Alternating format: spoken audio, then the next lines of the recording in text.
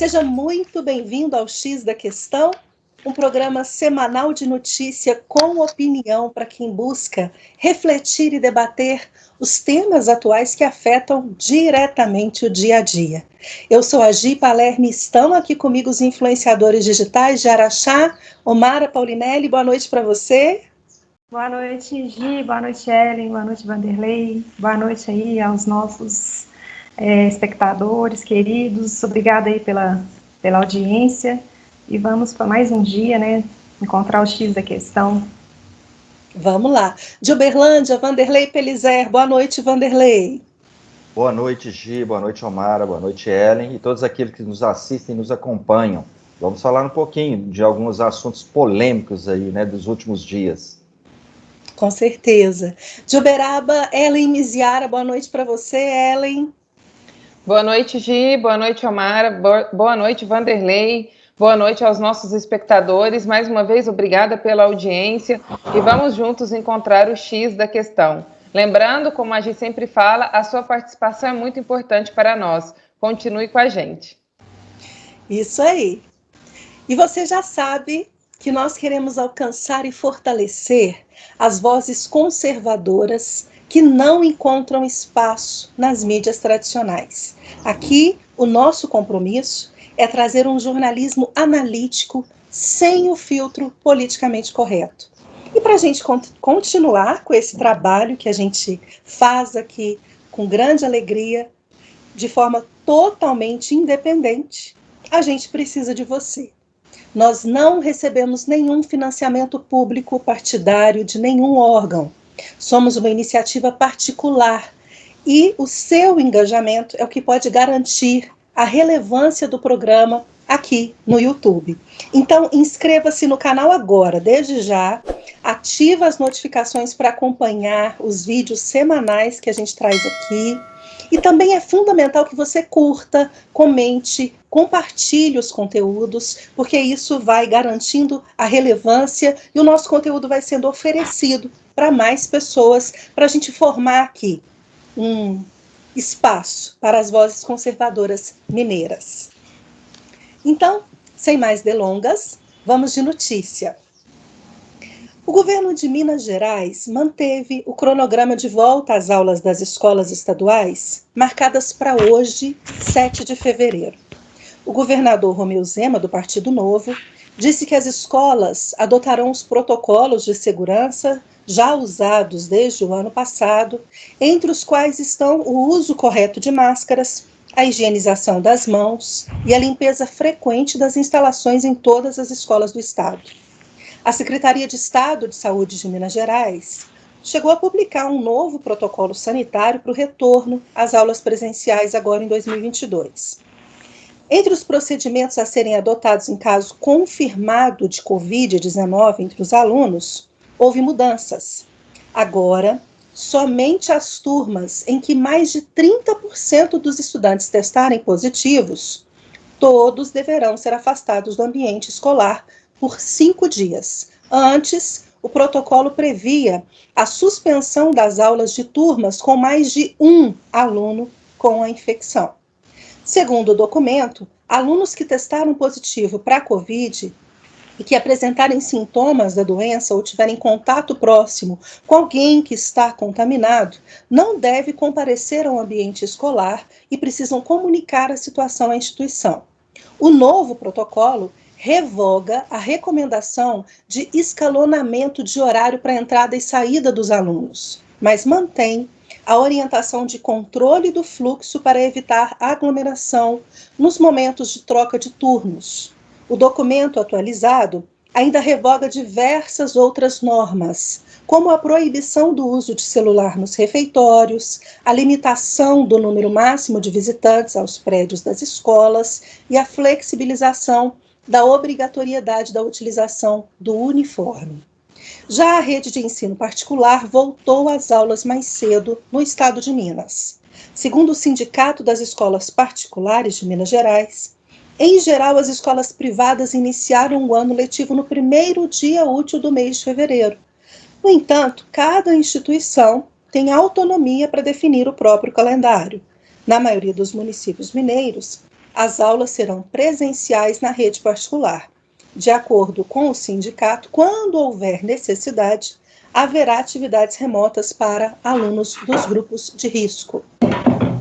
Os alunos da rede municipal de ensino de Patrocínio também voltaram às aulas para o ano letivo de 2022 na semana passada. Por lá, o retorno ocorreu na última quinta-feira, dia 3 de fevereiro, com 100% das atividades em formato presencial. Segundo o secretário municipal de Educação Infantil, Emerson Caixeta, entre escolas e centro de educação infantil, a rede municipal de Patrocínio conta com 17 educandários que foram preparados para receber os cerca de 7.200 estudantes da rede municipal. Já com a recomendação da promotoria, a rede municipal de ensino de Uberaba também retornou à atividade presencial hoje, 7 de fevereiro. Mas para alunos com comorbidades ou positivos para a Covid, tanto em instituição pública quanto privada, as aulas serão remotas. Não é isso, Ellen? Então, vai ter, na verdade, de acordo com o que estava no site da prefeitura aqui, vão receber acompanhamento pedagógico. As famílias, elas vão informar via WhatsApp, né, o que está com sintoma gripal, e daí as escolas vão se adequar e vão mandar os conteúdos. E também me parece que a Câmara Municipal vai oferecer a questão da TV Câmara para poder passar aulas online ali. Mas já houve também essa reclamação aí dos professores, de parte de alguns professores, de como é que eles vão conseguir dar aulas online e aulas presenciais concomitantemente, né, devido a essa questão da dificuldade e da falta de estrutura. O que, de todo modo, eles não estão errados, não. Agora, vamos falar a realidade, tanto de escola pública quanto de escolas privadas, tanto para crianças e para adolescentes, mas principalmente para crianças. Como é que você controla crianças em período de alfabetização e você diz para eles assim, olha, não pode emprestar material para o coleguinha? Nós estamos falando de criança, gente. Você exigir máscara, você exigir álcool gel, tudo bem. Mas daí você começar a proibir criança de emprestar, o professor virar as costas e tem material rodando, porque isso existe. Como é que você tira isso da criança, essa troca da criança, sabe? Crianças ficaram impedidas quase 2 anos de um ambiente escolar. E agora que elas estão podendo ir para o ambiente escolar, é natural que isso vai acontecer. E não tem condição de você impedir isso. Outra coisa que eu acho que não faz sentido algum, esse distanciamento de 90 centímetros. Por quê? Criança quer chegar, quer sentar junto, vão chegar na sala de aula. Professora, pode fazer trabalho em grupo? Pode fazer de dupla? Como é que você vai proibir isso? Vai falar, não pode chegar perto. Aí na hora do recreio você vai começar a fiscalizar. Como é que você fiscaliza criança de 6, 7 anos de idade? Aí elas vão começar a tomar lanche na hora do recreio, vai tirar a máscara, óbvio, né? Vai tirar a máscara e aí vai começar a trocar o lanche com o coleguinha. Porque isso acontece, gente, isso é natural.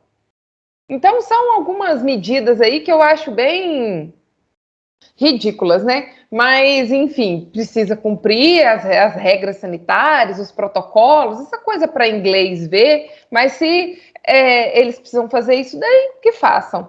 Aqui ainda, eles não estão exigindo o cartão de vacinação, né? Que bom, essa aberração, essa coisa ridícula que não faz nada a não ser a questão do controle, né? Mas uma coisa que eu acho que vale a pena a gente falar é que o ensino médio aqui, o MEC, ele tem um novo cronograma vindo aí do MEC, né? Do ensino médio, que é a ampliação da carga horária, a fim de evitar a evasão escolar. Então, até 2024, eles estão fazendo essas alterações e as principais mudanças nessa reforma dessa modalidade de ensino é a ampliação do tempo mínimo do estudante na escola, nova organização curricular, uma organização mais flexível, possibilidade de escolhas aos estudantes, entre outras escolhas.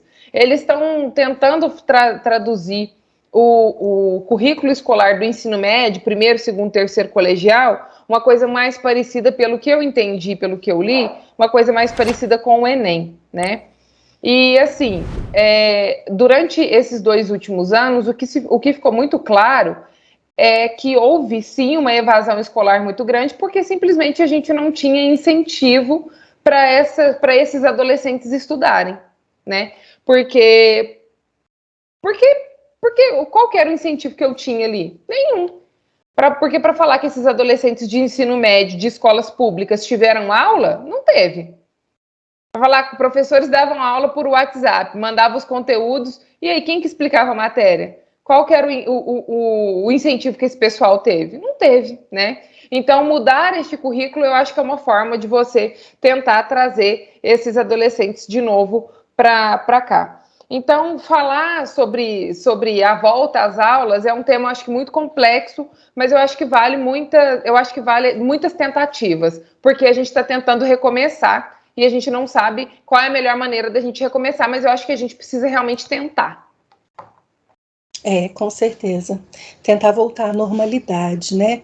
Isso. Mesmo com o aumento de casos de Covid-19, Uberlândia também manteve para hoje o cronograma de retorno do ano letivo de 2022 nas escolas municipais. Como é que foi aí, Vanderlei?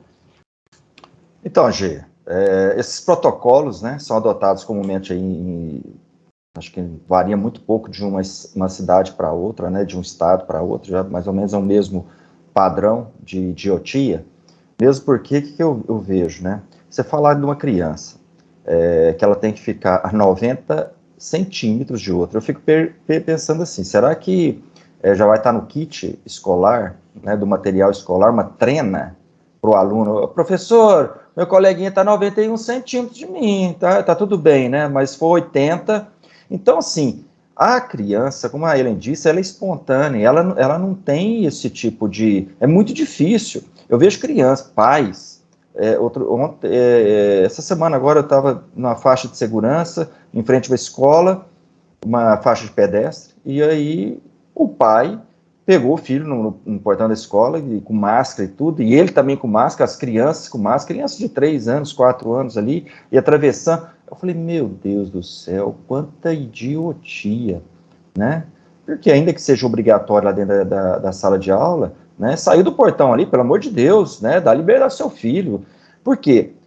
No início da pandemia, qual que era a preocupação? Não, crianças, não sei se vocês se lembram, olha, o problema da criança ir para a aula, porque ela pode se contaminar, ainda que ela tenha, já, né, era objeto de estudo e até dessa ciência, que as crianças seriam menos afetadas, né? Mas elas poderiam ser um vetor, né, de transmissão. Então, ela frequentando a sala de aula, um coleguinha poderia estar, mesmo que assintomático ou manifestando a mesma doença, e levaria para pais, avós, né? E aí, sim, esse foi o cuidado no início. Isso mudou, o discurso mudou agora, né? As crianças passaram a ser um problema. Por quê? Porque elas que antes, os pediatras, grande parte da mídia falava que ainda não tem problema nenhum, o problema a gente está fechando as escolas é porque a criança pode ser um vetor de transmissão para os mais adultos, mais acima de 60 anos e tal. Mudou isso, eu não sei o que mudou. Sinceramente, o que mudou foi a necessidade agora de inocular uma substância experimental nos nossos filhos, nos netos, né, nessas crianças. Eu não sei a que propósito isso está se dando, né? Eu acho que o retorno das aulas é até complicado, né, porque eu sempre fui contra isso, né, o isolamento das crianças. Acho que elas deveriam ter, como o Bolsonaro, né, sempre alertava, olha, saúde, economia tem que andar juntos, né? Várias escolas particulares foram prejudicadas durante esse período, as escolas públicas fecharam, causando grande transtorno, tanto a pública quanto a privada. Essas crianças que ficaram sem frequentar a escola, principalmente de 0 a 6 anos, já existem aí publicações falando dos transtornos, né, e dos problemas cognitivos, problemas, não sei se seria a palavra ideal aí, né, de convívio social dessas crianças, e é uma perda, né, que houve, que é irrecuperável, né, isso já tem muitos estudos com relação a isso. Agora, tem uma escola particular, a gente está falando em ensino público, mas acho que é bom ressaltar, aqui em Uberlândia, um colégio particular estava pedindo para renovação de matrícula a comprovante de vacinação, o passaporte sanitário, né, que seria o apartheid. O que acontece? Um vereador da cidade, Cristiano Caporeso, esteve nesse colégio, mandou um ofício pedindo explicações que se retirasse essa exigência, já que fere a liberdade individual e não existe nenhuma, não faz parte, né, daquele conjunto de vacinas obrigatórias para crianças matricular, né. Aí o que acontece? O Programa Nacional de Imunização, né? Hoje as vacinas Covid estão no Plano Nacional de Operacionalização, que é muito diferente, ou seja, são vacinas não obrigatórias. Aí o que ocorre? Eles estavam exigindo isso. Ele foi lá, pediu, o diretor ficou de mandar, né, acertar isso, disse que tinha sido um texto errado, só que ele republicou, né, respondeu a esse ofício e manteve praticamente da mesma forma, pedindo pedindo esse passaporte, sendo obrigatório a apresentação para matrícula, ainda que não seja proibido o acesso da criança ou do adolescente à escola. Agora, por que ele está pedindo isso? Isso não é uma forma de apartheid? A gente pensa, no caso, né, da Segunda Guerra Mundial, do nazismo, né? Não, vamos colocar os judeus em guetos para a segurança dos judeus, para a segurança. É sempre essa falácia, né? E acaba os pais engolindo isso. Muitos pais procuraram, né, o vereador no caso, né, e foi por isso que ele foi lá no colégio, assustados com relação a isso, essa obrigatoriedade, né, de apresentar um cartão de vacinação. É uma forma velada de apartheid. Na verdade, essa história aí, eles ficam tentando nos confundir, né, como se essa injeção fosse obrigatória, assim como é a do sarampo, a da gripe, aquelas milhares que a gente toma na infância. É muito complicado. Ellen, você está querendo acrescentar algo aí? Sim, pegando um gancho no que o Vanderlei acabou de dizer sobre essa questão dos prejuízos, só queria reforçar que talvez fosse um momento do Congresso voltar, de fato, a pensar no ensino do homeschooling, que é o estudo em casa, né?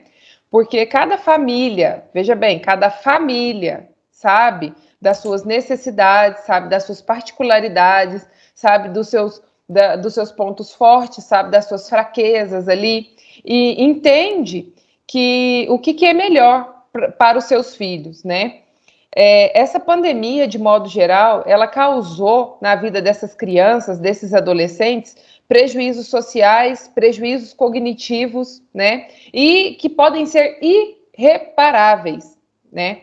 E o que eu entendo e que causaram também grandes dificuldades durante esse período pandêmico para os pais, porque tiveram realmente pais que têm facilidade em deixar com quem deixar os seus filhos e que tiveram facilidade em escolarizar os seus filhos, tá? Durante esse período de pandemia. Mas esta não é uma realidade de todas as famílias. Então, o papel do Estado não é dizer, o seu filho vai ficar em casa porque estamos numa pandemia. O papel do Estado, o papel do município, o papel do Estado é oferecer o serviço, abrir as portas da escola e dizer, olha, o serviço está aqui. Oferecer educação, escolarização, oferecer um ambiente no qual essa criança, esse adolescente, ele possa se escolarizar, se socializar. Quem vai fazer a escolha, se aquele ambiente é seguro ou não para o filho, para a criança, essa escolha é dos pais. Mas acontece que essa escolha foi tolhida dos pais. Não tiveram essas escolhas. Por quê? Porque simplesmente não tiveram isso. Porque, não, é um ambiente que está infestado de Covid lá e pronto, e acabou. Tá? Então, agora fosse um momento para que, de fato, diálogos como esse, para que situações como essa tendem a acontecer. Para que o Congresso, de fato, pense nisso. Não simplesmente rechace essa ideia de ter escolhas, de dar a liberdade para a família escolher qual é a melhor maneira de escolarizar o seu filho. Estamos falando aqui com crianças que têm dificuldades sérias, estamos falando aqui de crianças que têm realmente dificuldade de frequentar uma escola, como crianças que têm transtorno de espectro autista. Estamos falando aqui, em outros casos, que tem crianças que necessitam de escola, como uma criança que tem uma dislexia ou um transtorno de TDAH, de hiperatividade, déficit de atenção, que necessitam de reforço escolar, que necessitam de escola, né? Só que cada um sabe da sua necessidade, sabe da sua dificuldade. E ao invés de ficar exigindo passaporte sanitário, coisas que não vão agregar em absolutamente nada e exigir a não ser apenas o controle, vamos partir para pautas necessárias, para pautas que são sérias e que podem, de fato, mudar os rumos da educação deste país. Que nós precisamos de coisas sérias, coisas que fazem diferença na vida do cidadão. É isso. Muito obrigada, Gi. Com certeza. As aulas presenciais da Rede Municipal de Araxá também voltaram hoje. A secretária municipal de educação aqui da cidade, Zulma Moreira, declarou que a prefeitura vai oferecer os cuidados básicos, como álcool em gel, sabonete líquido, materiais de limpeza para serem feitas constantes e higienização dos espaços. O uso de máscara será obrigatório. O aluno e o professor deverá ter cada um a sua. Segundo a secretária, as escolas possuem um estoque de máscara descartável para caso o aluno suje a máscara, esqueça ou outra situação que precise trocar, tem ali uma reserva. Ela declarou ainda que as escolas ficaram abertas até dezembro e isso não foi fator que aumentou a contaminação da Covid na cidade. Ao contrário, depois que as escolas fecharam, após as festas de fim de ano, é que houveram aumentos de casos expressivos. Parece que está voltando aí a ter um certo bom senso no discurso, né, Amara? Sim, gente, graças a Deus, né? Assim, o Brasil, assim, é o único país no mundo, né, que ficou tanto tempo, assim, sem aulas, né? Quase 2 anos. Parece que em outros países aí, o máximo que ficaram foi 55 dias, se eu não estou enganada, né? Então, assim, a mensagem que eles passam, né, acabam passando é de que a educação aqui nesse país não é prioridade nenhuma, né? Então, a gente já estava num ranking ruim aí, né, na educação, eu penso que agora, provavelmente, a gente vai piorar um pouquinho aí, né? Sim, é claro que esse aumento de casos já estava previsto, né, estava previsto aí, porque essa cepa é mais contagiosa, né? Então, todo mundo já previu que o aumento de casos ia acontecer. E com as festas de fim de ano, é claro que contribuíram também para esse aumento de casos, né? Mas graças a Deus, né, as aulas estão voltando de forma presencial, né?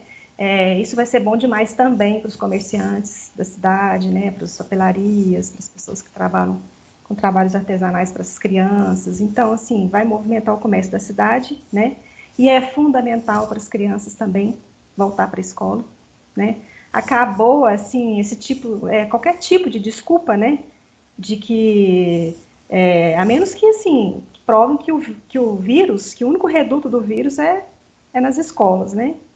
Então, assim, acabou qualquer tipo de desculpas para que não tenha mais aulas.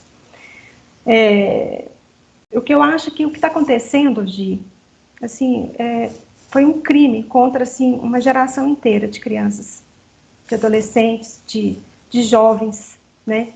Que a gente tem que pensar na saúde de forma mais ampla, eu acho, né? A gente só não adoece do ponto de vista físico, né? A gente adoece, como pega a Covid, por exemplo, né? Que é péssimo, que é ruim, claro. Mas a gente adoece, né? De ponto de vista psicológico, né? Porque, como os meus colegas falaram, as consequências são irreparáveis para esses jovens, para essas crianças, sabe? Então, assim, está passando da hora de retomar a vida, sabe? Eu fico pensando aqui, os estudantes de medicina, por exemplo, que é uma profissão, assim, super crucial, assim, importante, né, para nós, né? Esses estudantes ficaram aí 2 anos tendo aula online. Como que vai ser esses profissionais quando eles forem para o mercado de trabalho? Tendo 2 anos só estudando online, será que eles vão conseguir pegar no bisturi, sei lá? Como é que será que eles vão conseguir tratar as pessoas? Sabe? Então, assim, outra coisa, quando as crianças não estão na escola, onde que elas estão? Né? Principalmente essas mais carentes, elas estão brincando na rua, né? Brincando na casa do vizinho, elas estão, às vezes, na casa de algum professor particular, que junta aí 3, 4 crianças para dar aula, e será que esses professores estão seguindo, né, as recomendações lá de higiene, né, álcool gel, será que estão? Então, assim, porque não existe home office de cabeleireira, não existe home office de enfermeira, de faxineira, de cobrador. Esses pais precisam sair para trabalhar e as crianças ficam sem, né? Então, assim, elas estão expostas ao vírus o tempo todo, que é o que eu estou querendo dizer, né? Então, voltar para a escola vai ser muito bom para elas, porque elas já tiveram prejuízos demais, né? Tiveram prejuízo aí social, emocional. Já é sabido por todos nós aí que a violência doméstica aumentou, né? As crianças, principalmente nas mais carentes, depressões, ansiedade. Enfim, passou da hora de voltar. Isso aí. Então vamos seguindo aqui com mais assuntos aí para a gente debater e vamos continuar em Araxá, porque a prefeitura abriu uma licitação para a compra de equipamentos para montar um estúdio. O valor estimado da licitação é de R$ 158.386,90. Segundo informado na justificativa da licitação apresentada, a assessoria de comunicação passou por uma reformulação e a compra de equipamentos e material de consumo teria como finalidade a transmissão, criação e produção de conteúdos em áudio, vídeo, gráfico e digital, além de equipar a sala onde funcionará o estúdio da assessoria de comunicação. O auditório de eventos do gabinete do prefeito também passaria por uma reformulação nos equipamentos, porque a atual estrutura não atende às atividades da assessoria e os equipamentos estão desatualizados e com mais de 12 anos de uso. No documento, o gabinete do prefeito informou ainda que as novas tecnologias e redes sociais demandam uma maior agilidade da assessoria para atender a todas as demandas necessárias, para dar publicidade aos atos da administração, bem como a realização de campanhas institucionais educativas, participativas da comunidade e de conscientização. Antes de passar para você, Omara, eu queria sim fazer alguns questionamentos que essa licitação não responde. A gente sabe que a prefeitura ela tem um podcast chamado Prefeitura em Ação, que esse podcast é feito desde que essa administração assumiu. Esse podcast será que passaria a ser feito nesse estúdio? Daqueles 2.200.000 que foram gastos o ano passado com comunicação, a gente reduziria para quanto? Tendo esse gasto, esse investimento em equipar um novo estúdio. Será que eles vão ter respostas para todas essas perguntas, Omara? Pois é, Gi, essas suas perguntas aí, né, são as que não querem calar, e eu também tenho muitas perguntas aqui, né? Será que a intenção da montagem desse estúdio, da modernização dele, né, é para que o município possa economizar, né? Porque a gente não entende por que ele quer fazer isso. Por qual reformulação essa assessoria da comunicação está passando, ou passou, né? Quem produz os conteúdos hoje, né? Qual a necessidade, né? Não, quem produz os conteúdos hoje, qual a necessidade e o custo disso? Então, assim, hoje, quem que produz os conteúdos deles? Então, assim, eu não sei, você sabe? Então, assim, a gente vai economizar a partir dessa compra? As perguntas que você fez e que eu também tenho essas perguntas, sabe? Se vai economizar, ótimo. Se não vai, então pode esperar. Né? Eu estou aqui fazendo essas contas, né, gente, porque dona de casa, né, pensa sempre em economizar. E eu não sabia, assim, eu estava até conversando com a Gia, eu não sabia que no gabinete do prefeito tinha um auditório tão grande.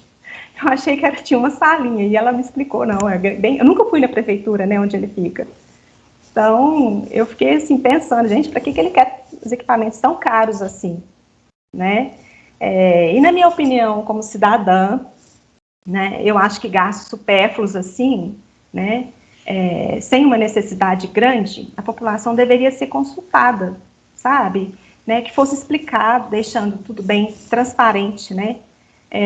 Eu acho que os vereadores, né, eu vou deixar aqui até minha dica para os vereadores, né, que essas coisas, elas precisam ser amplamente divulgadas nas redes sociais deles, sabe? Pedir a opinião do povo, sabe? Vereador é para fiscalizar as ações do executivo, né?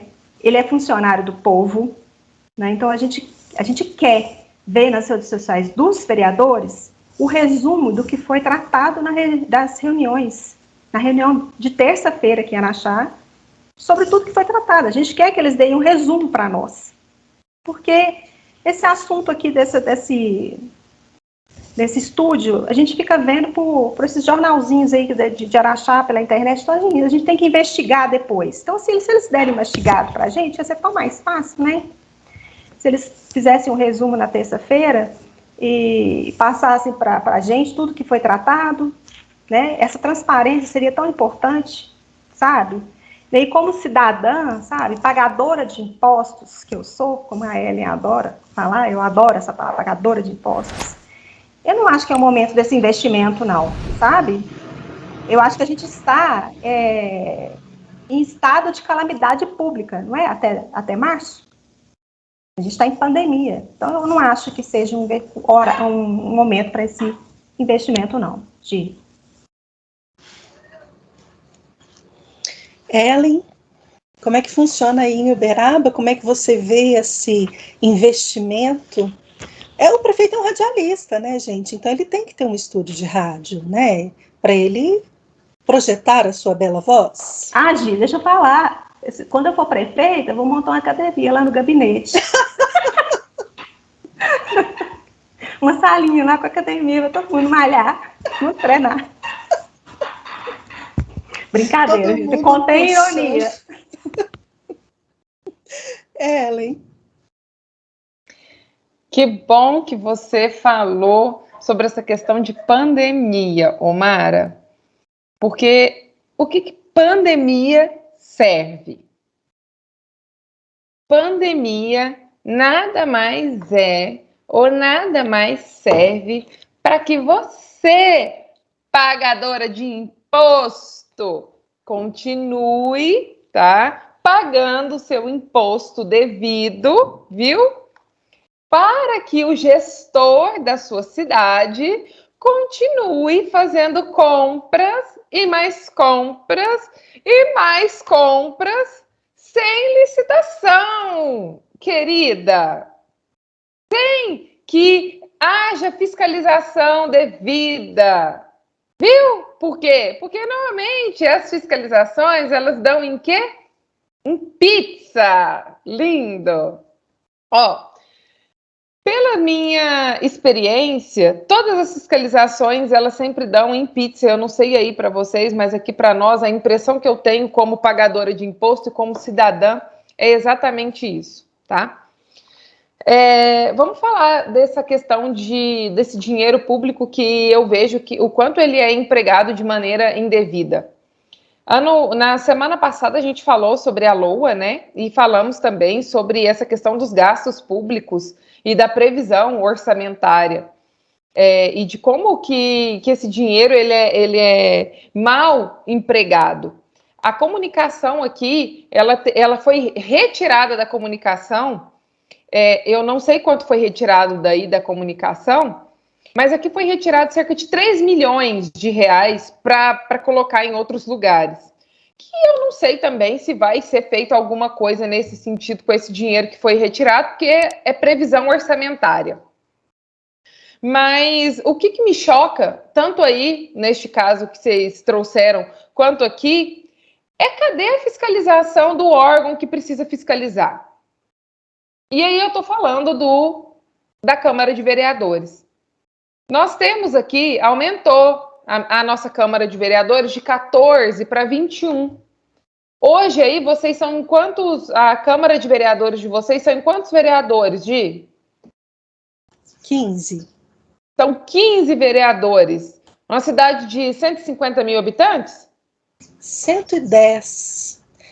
Não teve censo, né? O último censo que está trabalhando é com de 2010. Uhum. Mas a estimativa, a projeção não passa de 110, não.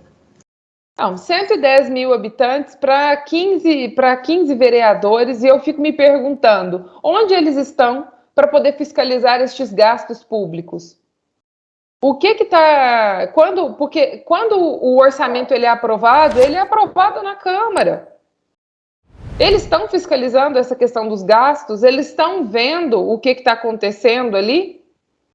Porque quando a Almara ela fala sobre a importância de que gastos desnecessários como esses que foi citado aí, de ter feito esse estúdio e tudo mais, fosse consultado o público, a gente elege essas 15 seres, né, de outro planeta aí, e mais os 21 daqui, que só está fazendo a gente passar raiva, exatamente para fazer isso daí.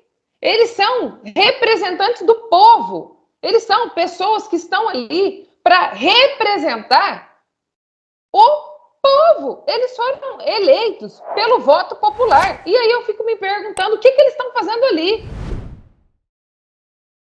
Se eles estão ali para representar o povo, ou isso só vale na hora da eleição, na hora de você confiar o seu voto neles, porque depois ali é só uma troca de favores. Você faz o que eu quero, você me dá um carguinho na prefeitura, você me dá um carguinho ali, e aí eu calo a minha boca, eu não falo mais nada, eu não faço mais nada, e você desvia a verba à vontade, você gasta o dinheiro do pagador de imposto da maneira que você acha melhor, do jeito que lhe convir. E aproveita que você está na época de pandemia, que você ainda faz compra sem licitação.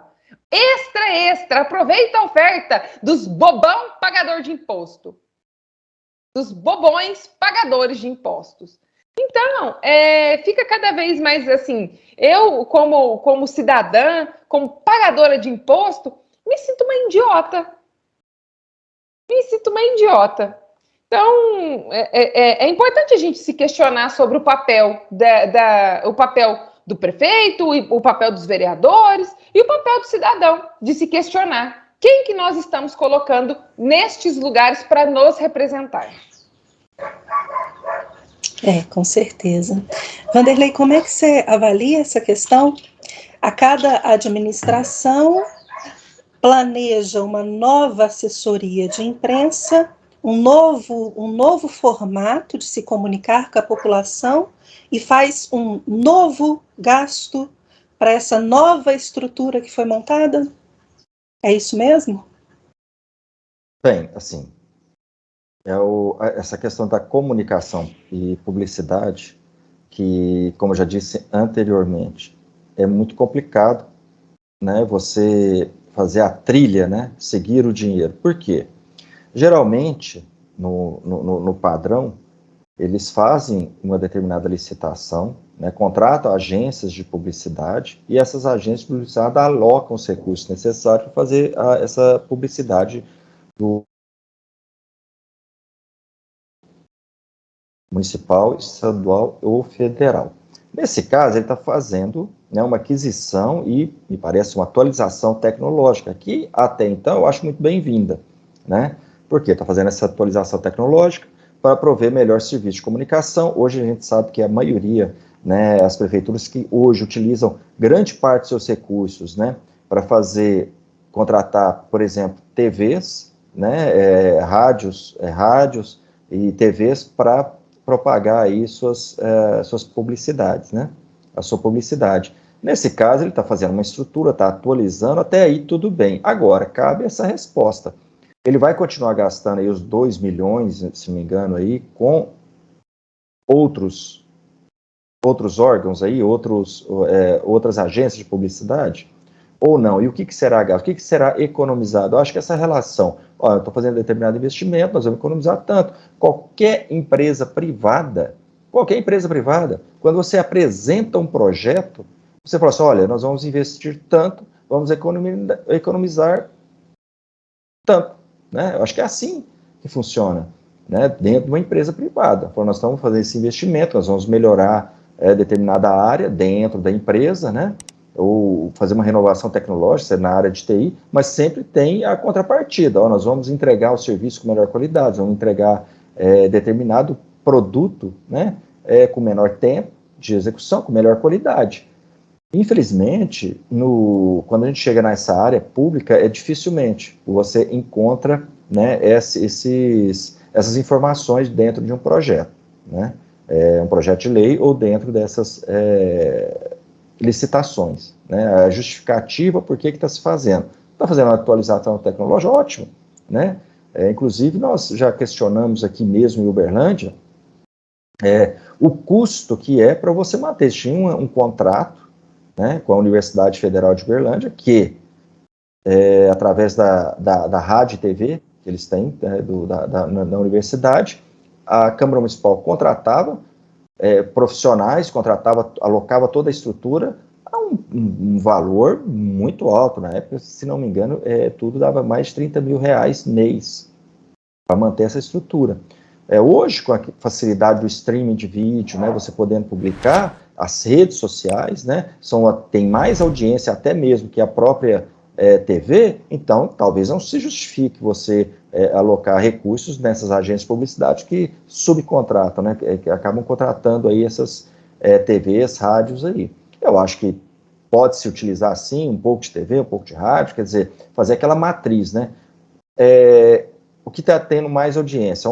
Qual o canal que tem maior audiência? Fazer essa pesquisa a partir do momento, não, olha, sei lá, o Instagram, uma rede social qualquer, ele está tendo mais audiência que a própria TV. Então, por que você vai gastar 5 milhões, 10 milhões na TV, e em vez de utilizar essa ferramenta do Instagram ou YouTube, ou seja, outra ferramenta qualquer dessas redes sociais nos proporcionam, né? Então, é isso. Eu acho que a atualização tecnológica é necessária. Estou falando que é mais de 12 anos. A gente sabe que você enfrenta isso no dia a dia, né, Gi? De você que vai editar o vídeo, você vai fazer, você sabe, né, quando é importante você ter um equipamento. Agora, cabe essa fiscalização por parte, né, da Câmara dos vereadores, para descobrir e saber aonde está indo esses outros 2 milhões que foram contratados, né? E se vai ser efetivo, porque muitas vezes compram determinados equipamentos e não são utilizados adequadamente. Vanderlei, assim, atualização, tudo bem, eu também concordo plenamente. Mas, gente, vocês há de convir comigo, assim, né? Cada administração que entra, ela pensa de uma forma, planeja de uma forma, tem uma estratégia determinada, tá? Então, eles querem montar um estúdio de rádio, pelo que eu entendi da licitação.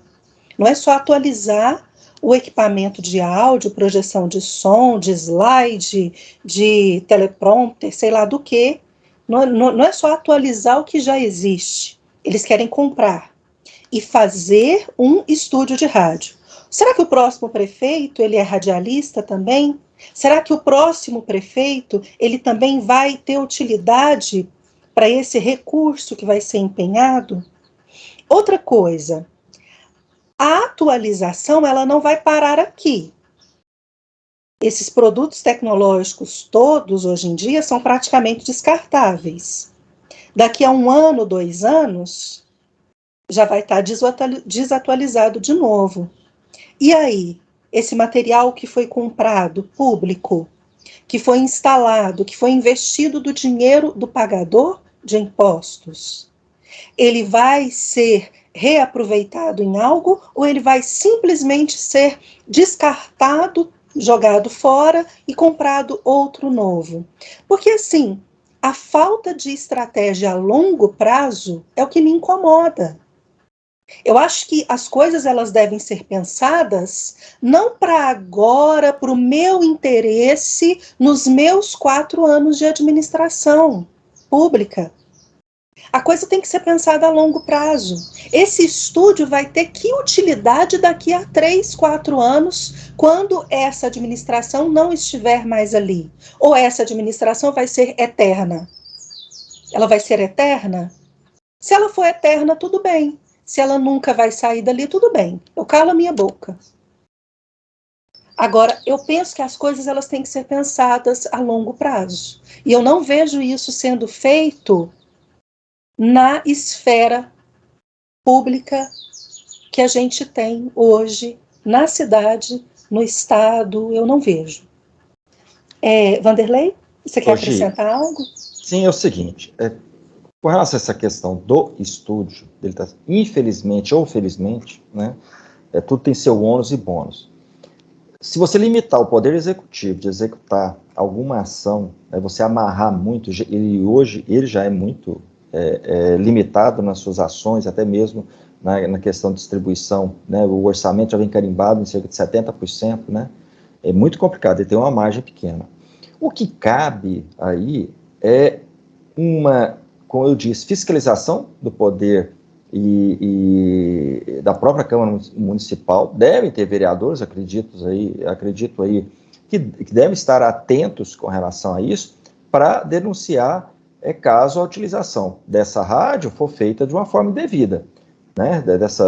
Porque assim, já não cabe, não é papel, né, do prefeito, do executivo, pegar o microfone e ficar, meu Deus do céu, mesmo que eu colocar, antigamente, né, o cara coloca, então, aqueles alto-falantes em praças públicas para ficar ditando regras, normas, né, e ficar fazendo a propaganda do seu próprio governo. E isso tem que ter uma fiscalização rígida por parte da Câmara dos Vereadores. Espero que tenha vereador aí com testosterona suficiente para ir para cima disso, caso houver um desvio dessa finalidade. Com relação ao que eu falo, se ele está aí gastando 160 mil para fazer uma atualização tecnológica e prover o melhor meio de comunicação com a população, eu só espero que seja muito bem feita essa propaganda, porque aqui em Uberlândia, por exemplo, são 28 milhões orçado para esse ano para fazer, causar terror e pânico na população, como foi durante essa pandemia. Espalhar outdoor, olha, você não sai, álcool em gel toda hora, máscara, tem tantas pessoas morrendo, vítimas, sabe? Uma loucura, né? Então, acho que tem que ter esse cuidado, esse zelo, né, com relação a esse recurso. Cabe à Câmara Municipal ter uma lupa, colocar uma lupa sobre essa questão desse estúdio aí que será montado. Infelizmente, é o Poder Executivo, ele pode fazer isso, né? Acho que agora, e até mesmo o Ministério Público, se ele está usando esse estúdio, né, de uma forma indevida, né, para se autopromover, né? É difícil até às vezes para você identificar, porque geralmente é feito de uma forma subjetiva, né, esse tipo de autopromoção, mas cabe ao Poder Legislativo, né, e fiscalizador, no caso a Câmara dos Vereadores, ficar atento com relação a isso, né. Então, antes de partir para o próximo assunto, eu vou reforçar mais uma vez com você que o programa X da Questão é um trabalho totalmente independente. Nós não recebemos financiamento público e não temos vínculo político partidário. Nós somos uma iniciativa particular e a única coisa que a gente precisa é de você, que é nosso telespectador para fazer esse canal crescer em relevância aqui no YouTube. Então, se você gosta de acompanhar as notícias da semana comentadas aqui conosco, inscreva-se no canal, curta e comente, compartilhe os nossos vídeos. Lembre-se também de acionar as notificações para ser informado todas as vezes que um novo conteúdo for disponibilizado. Você sabe que o nosso objetivo é trazer cada notícia analisada sob uma visão conservadora. Então, nos ajude a alcançar mais gente que pensa como nós e que não se sente representado nas mídias tradicionais, convencionais. E nós seguimos com notícia, ainda permanecendo em Araxá, porque uma frota de carros alugados pela prefeitura e que não está sendo utilizada foi um dos assuntos de destaque da última semana aqui na cidade. Isso porque, em um vídeo divulgado pelas redes sociais, a vereadora Fernanda Castelha, do PMN, mostrou os 22 carros estacionados em um pátio e questionou por que esses veículos não foram colocados a serviço da população. O contrato do aluguel, no valor de R$ 4.899.726, foi assinado no dia 10 de novembro de 2021 e tem a data de vencimento marcada para o dia 10 de novembro de 2024. O contrato não foi disponibilizado ao público no portal da transparência, mas no detalhamento disponível à população, é possível observar quantos e quais modelos foram alugados e também a finalidade para o qual seria utilizado, que segundo esse documento disponibilizado, os carros seriam utilizados para transporte de pessoas e pequenas cargas, além também dos recursos de onde viriam, em sua maioria, do governo federal. A Prefeitura de Araxá também usou as redes sociais para se pronunciar sobre o assunto. Em uma postagem na página oficial no Facebook, a Secretaria Municipal de Governo informou que o projeto de renovação de frota do município foi suspenso no ato da entrega dos veículos devido a divergências contratuais, que por isso os carros não puderam ser utilizados ainda até o momento. Ainda segundo a Prefeitura, a empresa iniciou a entrega dos veículos no dia 3 de janeiro agora desse ano, porém, com modelo e marca que não constava no acordo inicial, sem a possibilidade de execução do contrato, devido a divergências contratuais, o município não teve qualquer tipo de custo financeiro com o processo de contratação do serviço e não pôde utilizar os veículos locados até a entrega do documento legal por parte da empresa. A justificativa colou, Mara, na sua avaliação? Então, Gi, primeiro eu quero deixar claro uma coisa aqui. Deixar claro para as pessoas, né, que criticaram aí a vereadora Fernanda Castelha, que ela está cumprindo o seu dever de fiscalizar, certo? Então, o vereador está lá para isso, né? Então, ninguém tem o direito, né, de criticar alguém porque ela está realizando o seu trabalho, né? Concorda? Bom, agora eu pergunto, né, por que receberam os carros se eles estavam errados? Na hora que os carros chegaram, viu que estava errado? Por que receberam? Né? Estavam no pátio aí os 22 carros, né, sem uso, certo? Por que a empresa então não voltou lá e recolheu esses carros? Eles vieram errados, ficaram ali esse tempo todo, parados ali, tomando sol, chuva. O contrato era de 64 carros, né? Onde estão os outros 42 carros? Eles estão rodando, né? E se eles estão rodando, quanto que já foi pago desse contrato? Porque os carros não iam ficar rodando na cidade de graça, sem pagar nada, né? Sem a prefeitura ter que pagar nada. Eles não podiam fazer, então, um aditivo nesse contrato para evitar todos esses transtornos aí, né? E por que a licitação não estava no lugar certo quando a vereadora foi lá fiscalizar? São perguntas aí, muitas perguntas, né, aliás. Assim, há necessidade de 64 carros também para 14 secretarias? Assim, 5 carros, quase 5 carros para cada secretaria? Então, como que vai ficar agora? Eles vão fazer outro contrato?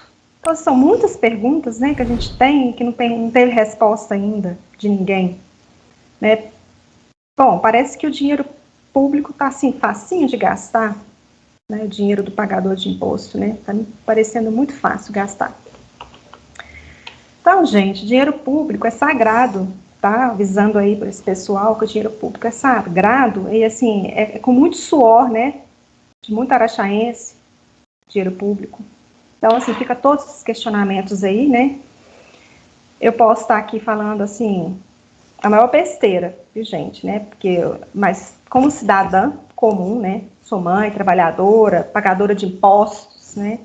Eu posso dar a minha opinião, tá? Vou dar uma opinião aí para o prefeito, né? Talvez fosse interessante, estava pensando, né? Por que não contrata, então, esses carros de aplicativo, aqui de Araxá mesmo, né? Porque aí ele ajudaria pais de família, mães de família, né? Esse dinheiro não sairia da cidade, geraria emprego, né? Movimentaria o comércio, né? Então, se ele contratasse aí 40 carros de aplicativo, pagaria um valor para eles, ele não ia ter despesa com nada, a não ser pagar esses carros de aplicativo, e ainda estaria gerando emprego, movimentando o comércio, tá? Então, aí fica a minha sugestão para o executivo, né? Posso estar falando uma besteira, né? Eu sou só uma cidadã comum, mas foi o que eu pensei. Gi.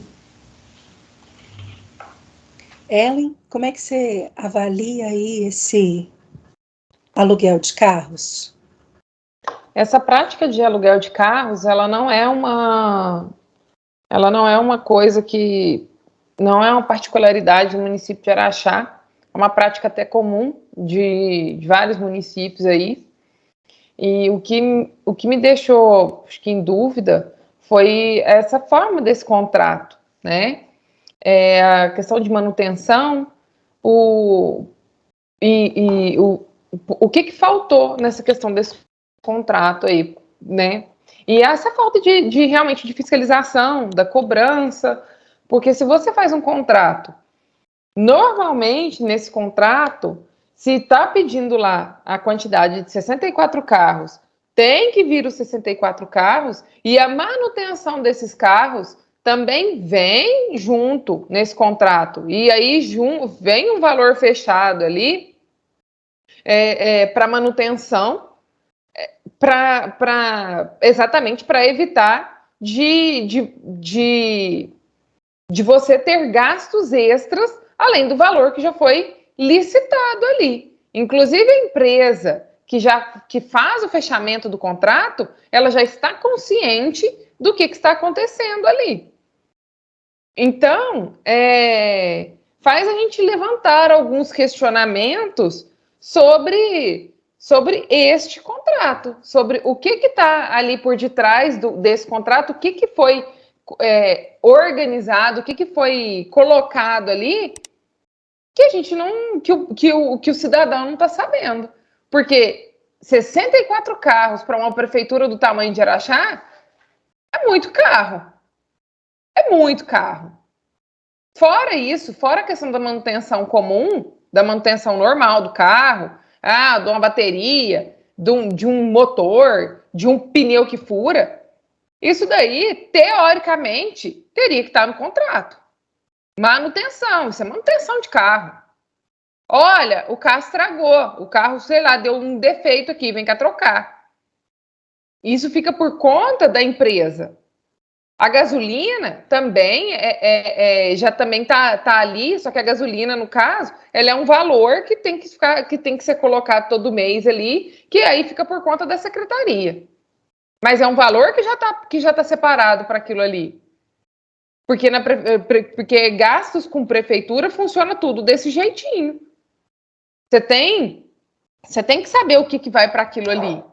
Agora, como é que você licita uma coisa, vem metade vem metade do produto que você licitou, nem metade, vem uma parte do produto que você licitou e a outra parte nem veio, ninguém deu notícia disso, e ainda assim, se acontece alguma coisa, fica parado lá e ninguém sabe de nada, ninguém dá notícia de nada. Aí a vereadora vem fiscalizar e é errado dela. E os outros demais vereadores que deviam estar lá com ela? Isso daí deveria ser caso do Ministério Público. E o contrato vai vencer. Tá bom, e o que aconteceu? Isso é dinheiro indo pro ralo, gente. Sendo gasto de maneira errada.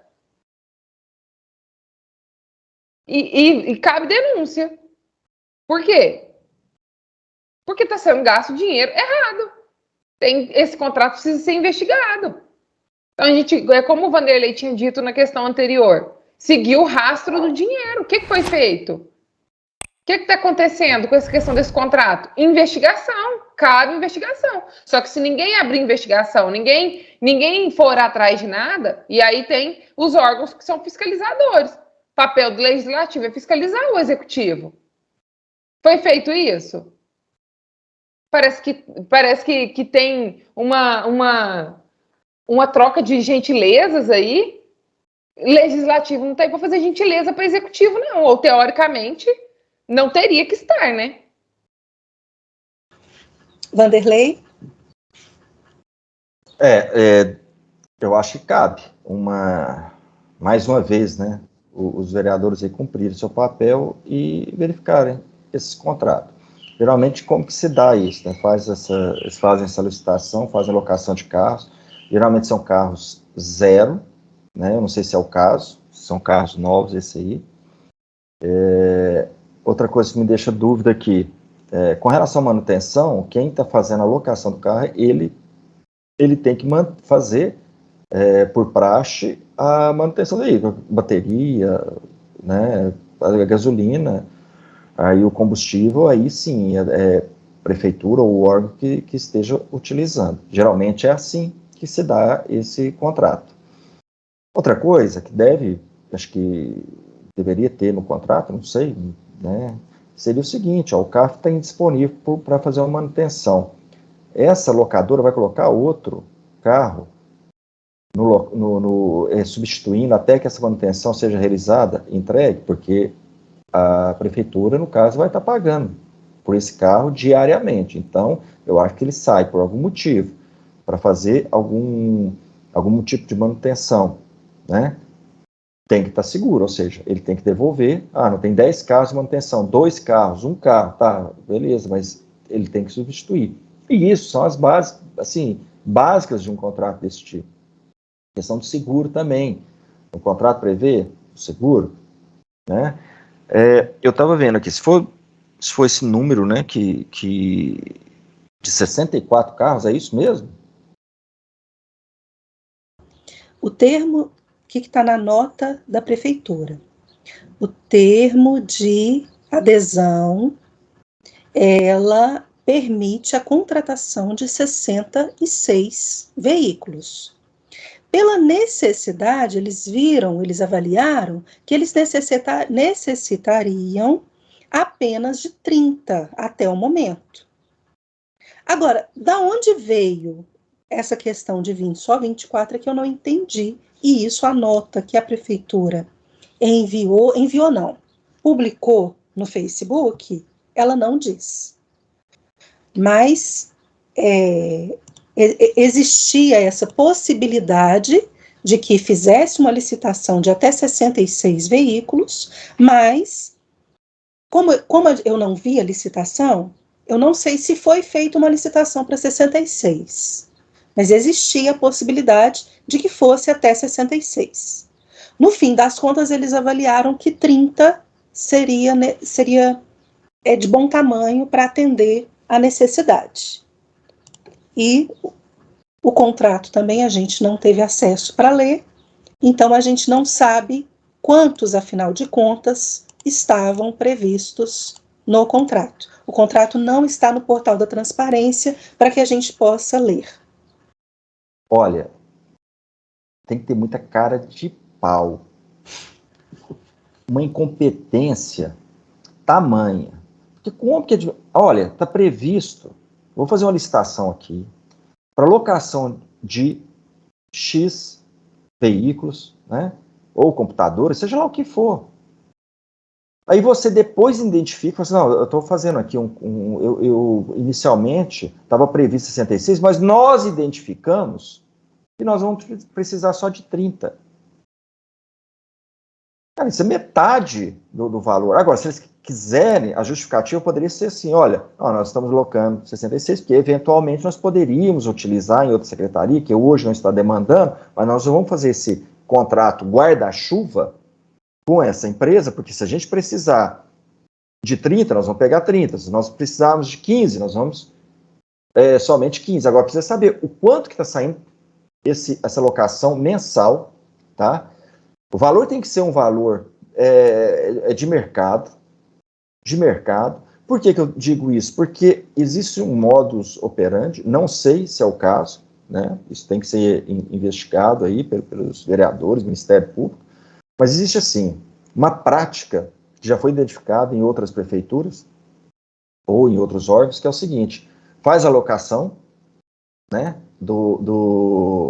desse bem, né, e já por trás, né, nos bastidores, acorda-se, é o seguinte: eu vou te fazer a locação desse veículo, você vai me pagar X, eu vou te pagar X mensal, mas é um acordo assim, no final do contrato, né, por baixo ou nos bastidores, estou te pagando, sei lá, 60, 76 mil, 80 mil, sei lá, no final de 36 meses é o valor. O veículo custa o quê? 36 mil. Claro que o cara vai ter despesa de moto, de operação e tal, mas faz um rateio no final dessa sobra. Ou seja, eu tive a despesa como locado de 30 mil, 40 mil, e no final você me retorna um montante em dinheiro ou me ajuda na minha campanha eleitoral, tá? Não sei se é o caso, né?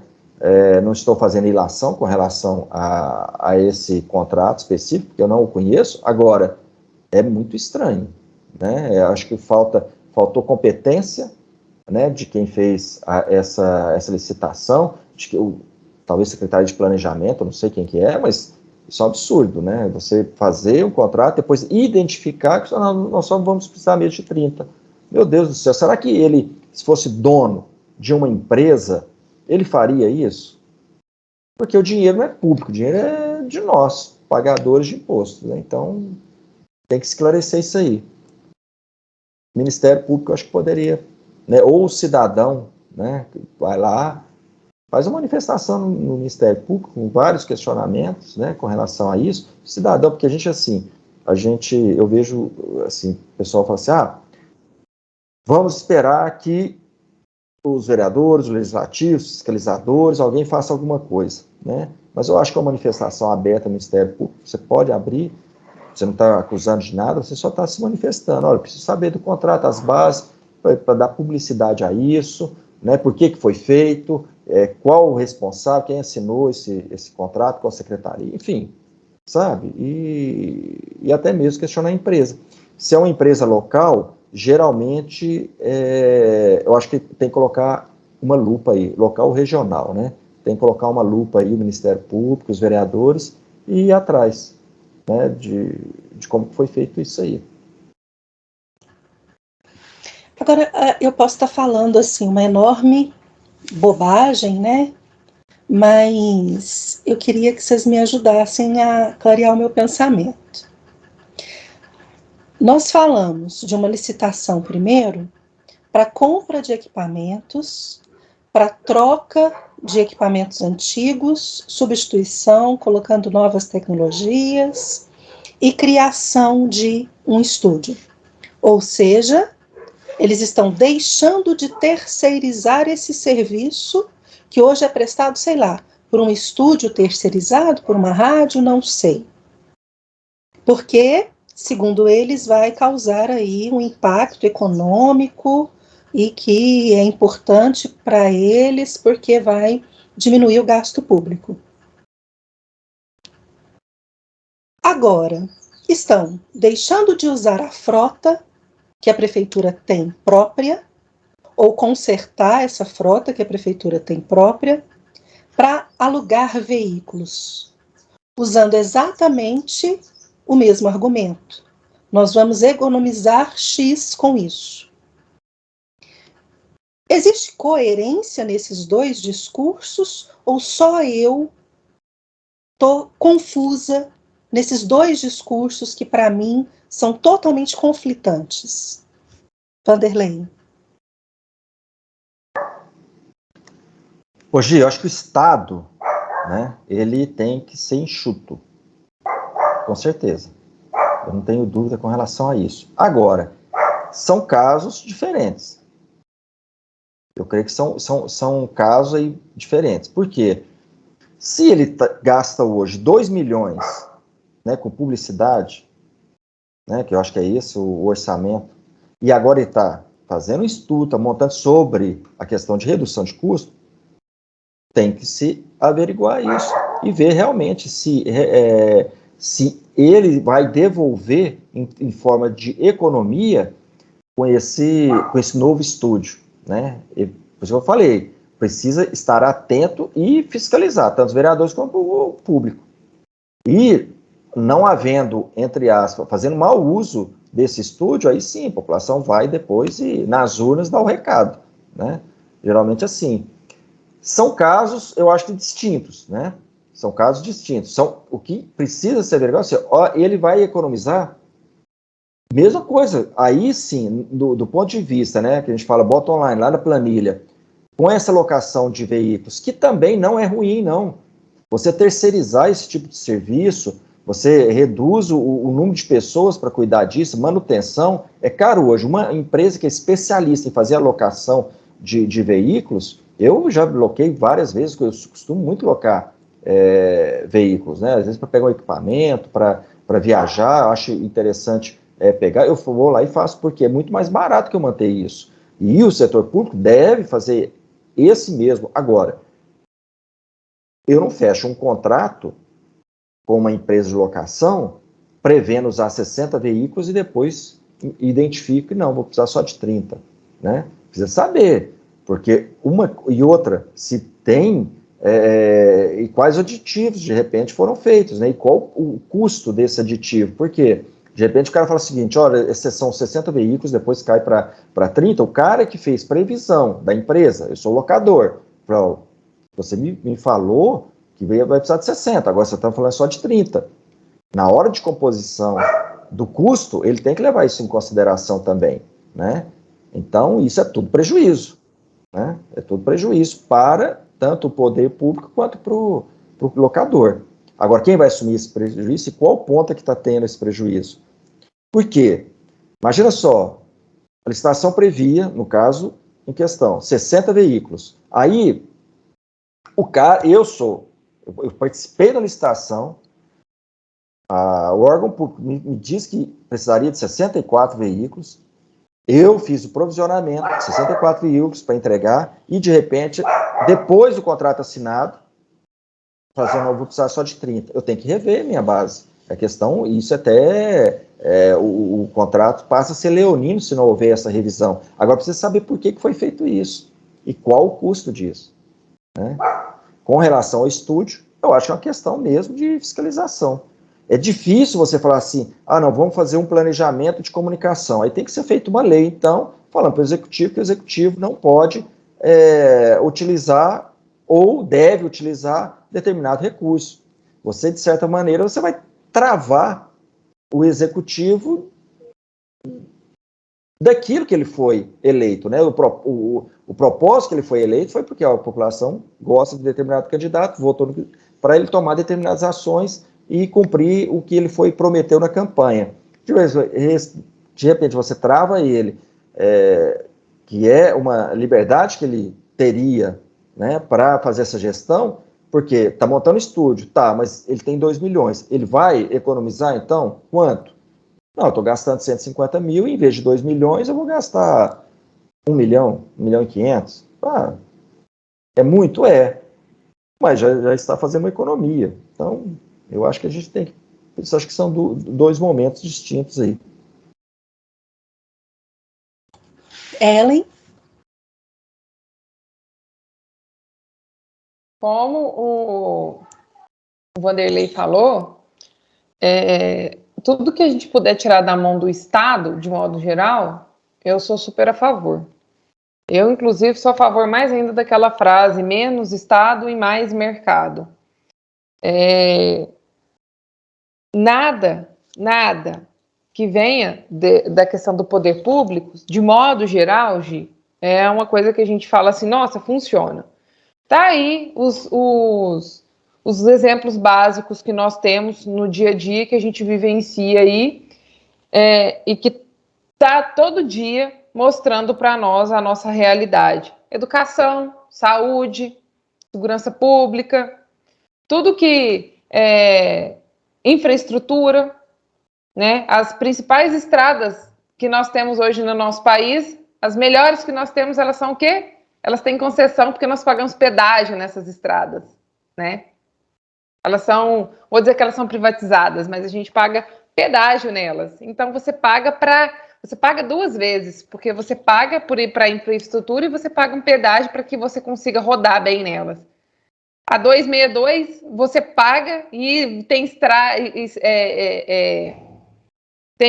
vive tendo acidentes direto nela ali, e é um caos total.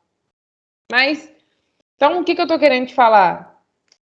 Essa questão da comunicação ali não vai funcionar, vai entrar outro prefeito ali, vai mudar tudo de novo, e vai se mostrar ineficiente, vai trocar, vai contratar outra empresa, tá? Agora, essa questão das frotas, ela é um serviço um pouco mais eficiente, mas a questão não é ali o serviço que você está oferecendo em si, mas é a forma de como é que você vai fazendo esses contratos. É trabalhar com desburocratização, é facilitar a vida do cidadão, é facilitar a vida isso para o cidadão. Mas a vida da questão da prefeitura ali, tudo que você puder tirar, tudo que você puder diminuir de serviços, tudo que você puder fazer menos ali, é o melhor para o cidadão, para o pagador de imposto.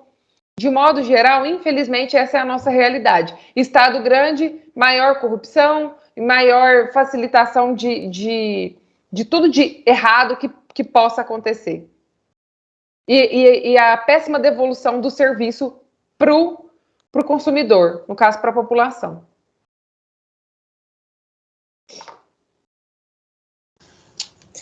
Então, vamos seguindo aqui com mais assuntos aí para a gente debater. O juiz da Vara da Infância e Juventude de Uberlândia, Roberto Poiani, afirmou que os pais que deixarem de imunizar os filhos podem ser multados, processados e até perder a guarda das crianças. O juiz amparou seu argumento no parágrafo 1º do artigo 14 do Estatuto da Criança e do Adolescente, que determina como obrigatória a vacinação das crianças e adolescentes em casos recomendados pelas autoridades sanitárias. Do ponto de vista dele, a vacina contra a Covid-19 é obrigatória para crianças e adolescentes, porque não há dúvidas que a Anvisa é uma autoridade sanitária. Mas o próprio juiz se contradiz ao admitir que uma vacina só é obrigatória quando está inserida no Plano Nacional de Imunizações, o PNI, o que não é o caso desta injeção contra a Covid-19. Na verdade, a Organização Mundial de Saúde e o Conselho Federal de Medicina não consideram que a vacinação de crianças seja uma prioridade neste momento da pandemia que estamos vivendo. Ainda que muitos médicos recomendem a vacinação do público infantil entre 5 e 11 anos, outros grupos de médicos, como o Médicos pela Vida, publicaram diversos documentos questionando a real efetividade da imunização deste público infantil. Do ponto de vista jurídico, vários juristas brasileiros afirmam que não há nenhum dispositivo nas leis brasileiras que obrigue os pais a vacinarem seus filhos com estas atuais injeções contra a Covid-19. A ameaça de alguns juízes de retirar a guarda de quem não vacinar os filhos utilizando artigos do Estatuto da Criança e do Adolescente não tem nenhum amparo legal. Vanderlei?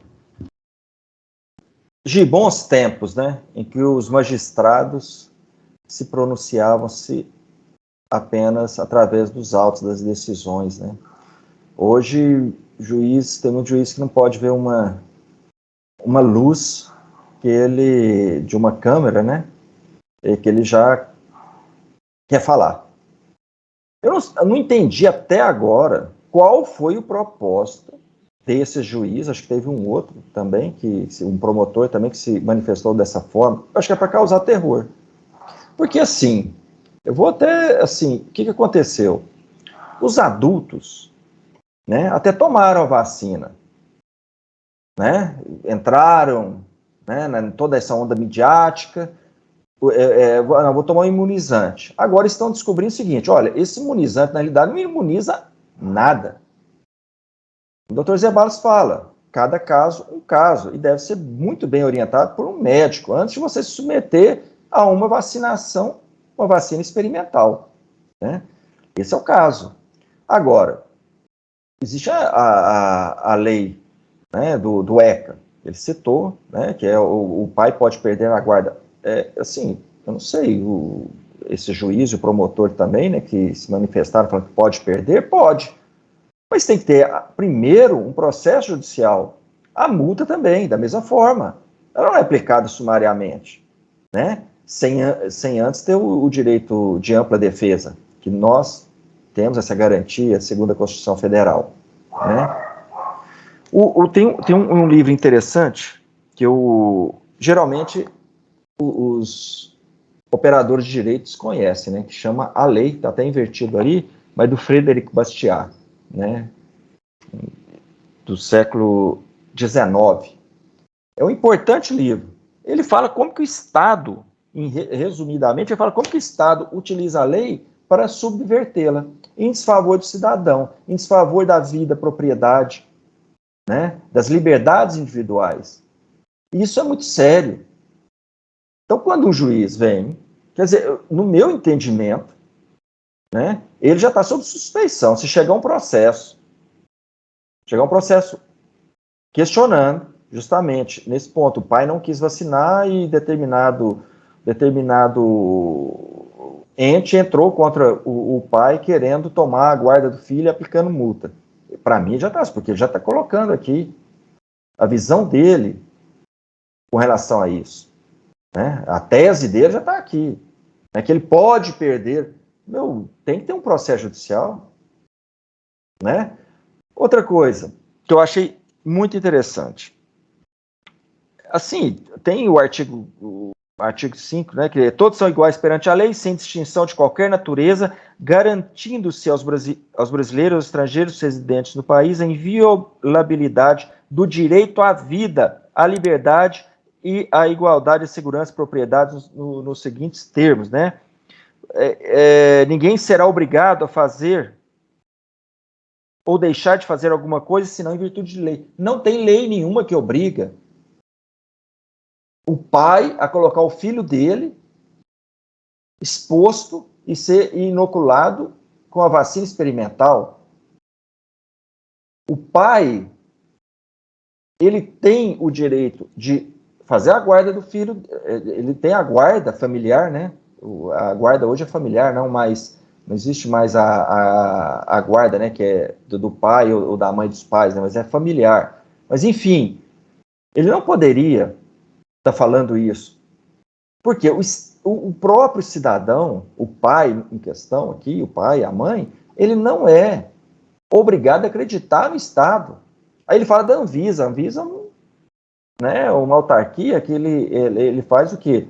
Regula, né, e fiscaliza a questão da produção, ele verifica se o componente, a vacina, se o remédio, né, ele pode ser liberado. E essas vacinas foram liberadas em caráter experimental, não podemos esquecer disso. Podemos esquecer também que a Pfizer, que isso não foi divulgado, né, nas redes tradicionais aí, né, nas TVs, rádios, muito pouco falado, que a Pfizer entrou no processo nos Estados Unidos, né, pediu para que os dados de pesquisas referentes à vacina fossem publicados aqui, se não me engano, 50, 60 anos, mais de 50 anos.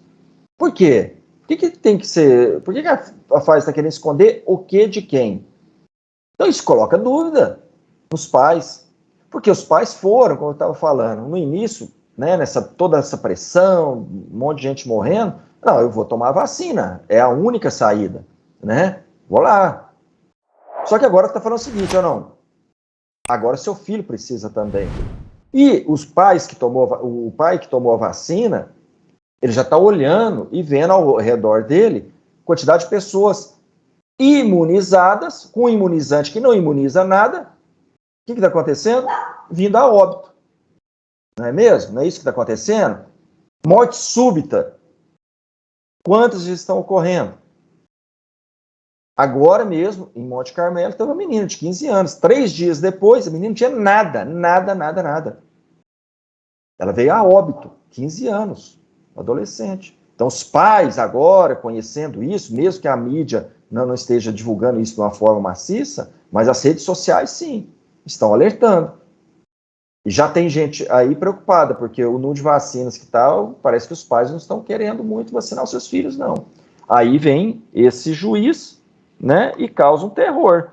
Você pode perder, e pega um incauto, cidadão que desconhece os seus direitos, ele fica apavorado. Então, não tem estudos suficientes sobre a segurança e eficácia dessas vacinas e sobre até mesmo a segurança, né, da vacina e dos problemas futuros que poderiam ou podem ser causados por elas, né, já que nenhuma completou as 4 fases de estudos aí recomendados por padrão. É muito sério tudo isso, né, Ellen?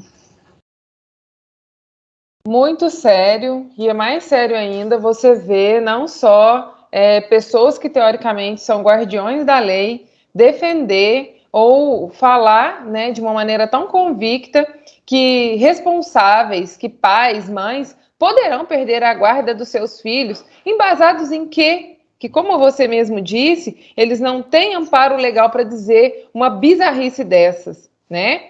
E ainda por cima você vê vereadores, como aconteceu aqui na cidade, em uma dessas sessões plenárias recentes aqui, vereadores concordando com isso, que seus filhos são obrigados a vacinar, porque senão vão perder a guarda dos seus filhos. Você tem que vacinar seus filhos obrigatoriamente. Então, para esses vereadores, eu respondo para eles, e para esse juiz eu respondo para eles também. A vacina do Covid-19, ela está inserida no Plano Nacional de Operacionalização. E para quem não sabe, o Ministério da Saúde apresentou o Plano Nacional de Operacionalização da Vacinação contra a Covid-19 como uma medida adicional de resposta ao enfrentamento da doença, tida como emergência de saúde pública de importância internacional, mediante as ações de vacinação nos 3 níveis de gestão. Foi em consonância com as orientações globais da Organização Pan-Americana de Saúde e da Organização Mundial de Saúde. Ela não está inserida no PNI, que é o Plano Nacional que é obrigatório, que são as vacinas que são contra tétano, difteria, coqueluche. Essas são as vacinas que já estão comprovadas, essas são as vacinas que são obrigatórias, sim, os pais vacinarem os seus filhos, porque diferente da vacinação da Covid, elas já estão anos, ela já tem anos de estudo. Agora, uma coisa que eu gostaria de salientar aqui. Não há evidências de segurança e de eficácia na vacinação em crianças. O único estudo disponível é a do próprio fabricante. Isso é a da própria vacina, é a da própria Pfizer. Mas eu pergunto para você, que interesse será que a própria fabricante tem nisso? De falar, nossa, nós somos seguros. Vender, gente. Eles têm interesse em vender. Vender. E o seu filho, assim como você, é cobaia também. Agora, uma pergunta uma coisa é você, maior, vacinado, ser cobaia. Outra coisa é você colocar uma criança que até em dezembro, até ano passado, não tinha risco nenhum. Porque o Covid era inofensivo para crianças, tá? Agora, você também querer colocar o seu filho em risco.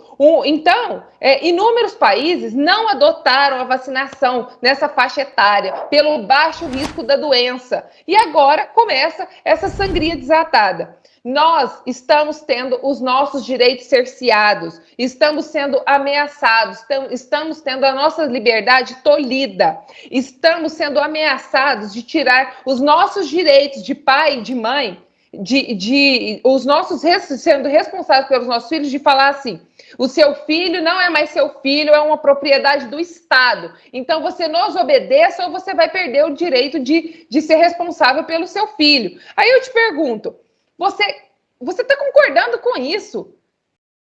Estão brincando com o autoritarismo. E tem gente batendo palma para isso. Isso é ridículo, gente. Isso é bizarro. Prestem atenção no que está acontecendo. Mas antes disso tudo, e para complementar isso tudo, na verdade, eu gostaria de fazer uma pergunta aos poderes executivos, à prefeita da minha cidade, ao prefeito da sua cidade, ao prefeito da cidade de Uberlândia. Eu gostaria de saber quantas crianças, durante esses 3 anos de pandemia que nós estamos vivendo, vieram a óbito? Quantas crianças foram responsáveis pelos óbitos de pessoas? Quantas pessoas podem nos dizer e falar assim: olha, eu peguei Covid, foi da minha filha, eu peguei Covid, foi do meu filho? Você tem essa informação que você pode nos dar que seja relevante? E que você também pode nos dar que a vacinação ela vai coibir esse tipo de coisa, vai imunizar o seu filho a ponto dele não ser um agente transmissor mais. Quantas crianças foram responsáveis também, foram crianças que passaram tão mal que foram entubados e foram para a UTI? E o principal, quantas crianças morreram pelo Covid-19 antes da vacinação? Então, pessoal, nós estamos tendo os nossos direitos tolhidos, estamos brincando com autoritarismo.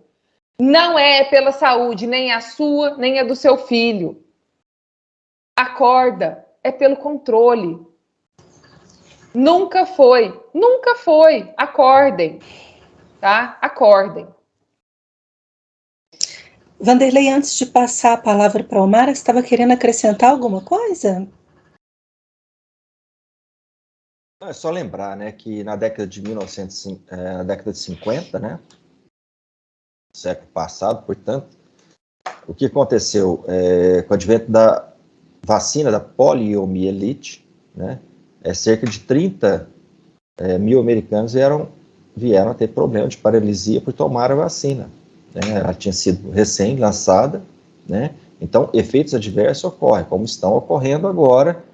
Bruno Graff é um exemplo aí que a gente tem, então, que foi provado, né, pelas autoridades aí de saúde, laboratórios. A mãe dele, né, teve coragem, foi para cima, e hoje está sendo cancelada nas redes sociais, né? Então é um símbolo aí de que realmente tem que se tomar cuidado com relação a isso. Essa decisão é muito séria e cabe aos pais, somente aos pais.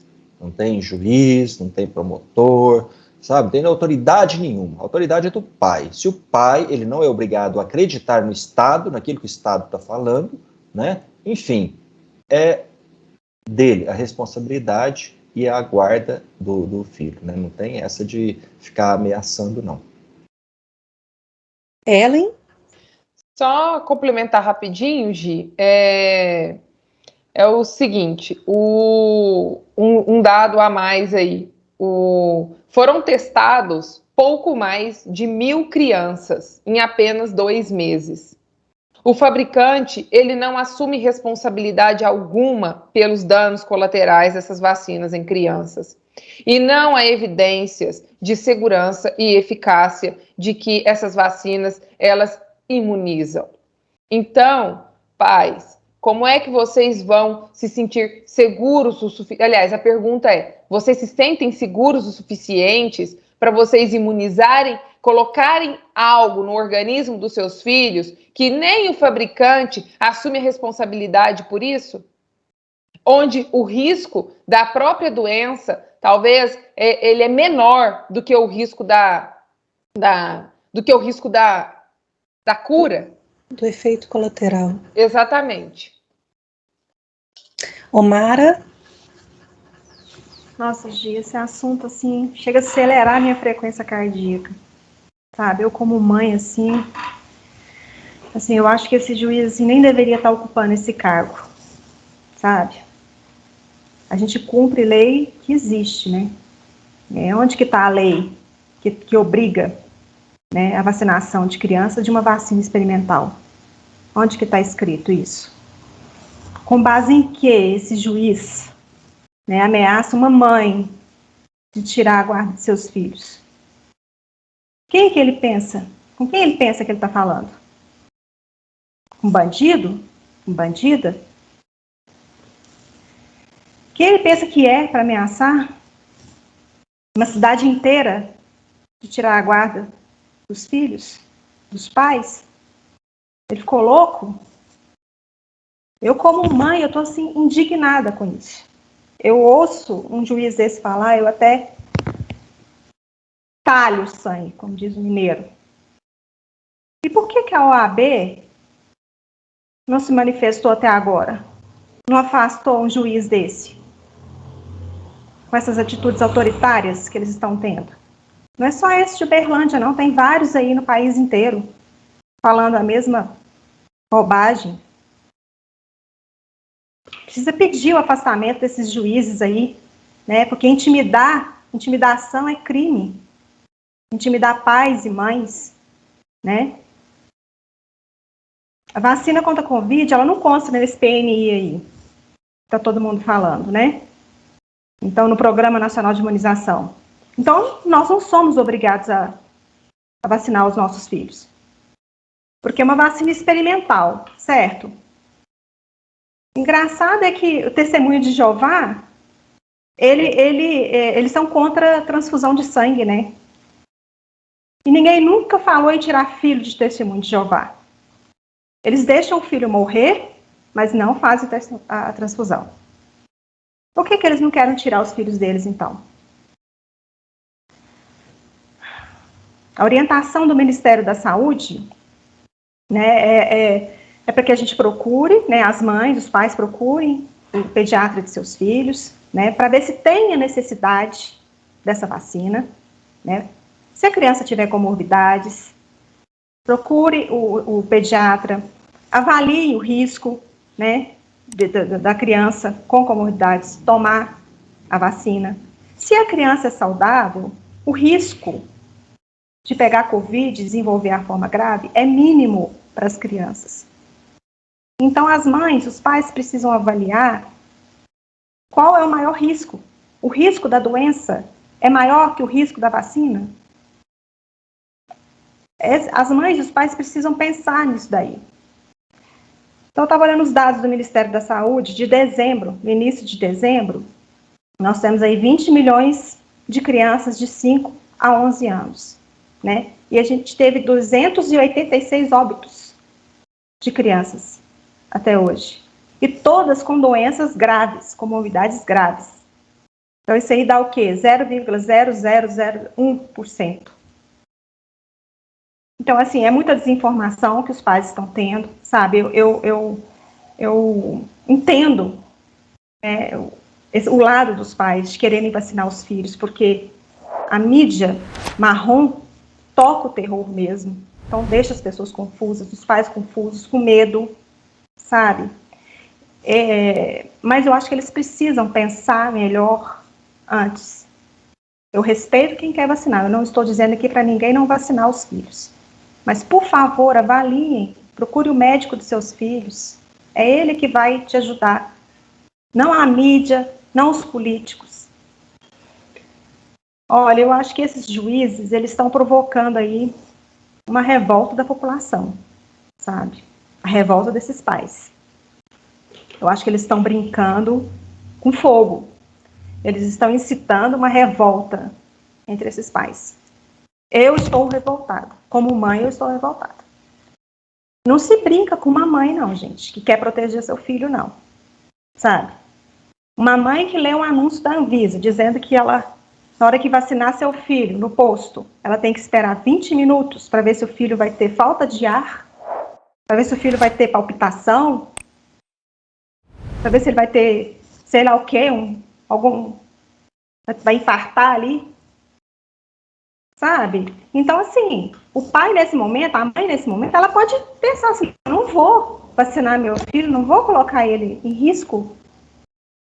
O negócio é esse, esperar para ver se vai ter falta de ar 20 minutos? Sabe? Aí depois vem um juiz desse, um irresponsável desse, falar que vai tirar o filho de uma mãe porque ela quer proteger seu filho. Gente, acorda, pelo amor de Deus, acorda desse sono profundo que vocês estão. Isso nunca foi pela saúde, isso é controle. Se a gente não acordar agora para isso que está acontecendo, esse autoritarismo, ele vai avançar a passos largos. Sabe, eu rezo todos os dias para Deus colocar, para que essas pessoas caiam em si, esses políticos caiam em si, esses juízes, esses médicos caem em si. Eu até fico engasgada. As minhas filhas não pertencem ao Estado, pertencem a mim. Eu sou a mãe delas. Estamos entendidos? Juízes, políticos. As minhas filhas são minhas, não são do Estado. Gi.